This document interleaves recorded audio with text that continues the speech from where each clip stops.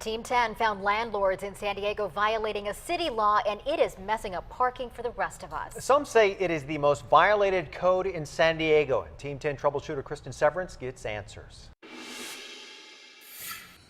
Maureen Powers has lived at the beach for 4 years. I live a block from the beach, so it's pretty perfect. Perfect, except for the parking. It's definitely a challenge to find street parking around here, being so close to the beach. Her landlord provides 2 spots for her unit. We're really lucky because that's really rare around here. Her landlord is actually following the law that so many others break.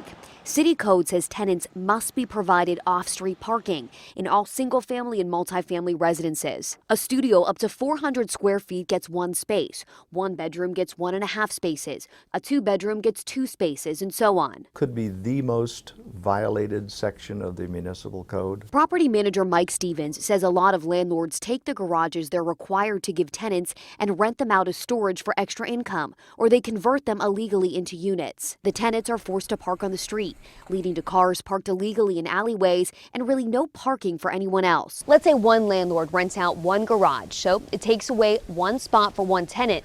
Now times that by 2, or a whole street, and you can soon see how a whole community would be affected. It has a dramatic effect on the quality of neighborhoods. No one seems to try to hide this. You can find a dozen garages for rent on Craigslist.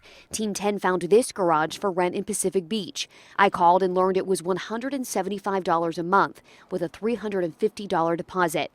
I took a picture and told code enforcement. They sent over a code enforcement officer who did his own investigation. That's a violation because that parking space was actually designated to be used by the occupant on that property. The first time the landlord gets a warning. Next time is a fine of $100 per day. They're charging a premium for rent in this area. They should at least be providing parking to their tenants.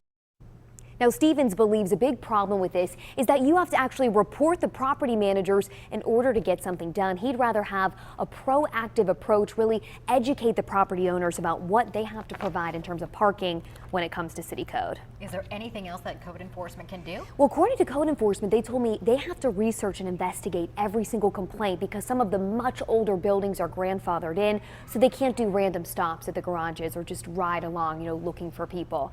So they really do rely on the public.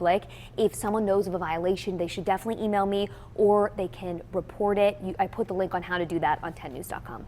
Some answers. Exactly. Thank you, Kristen. Sure.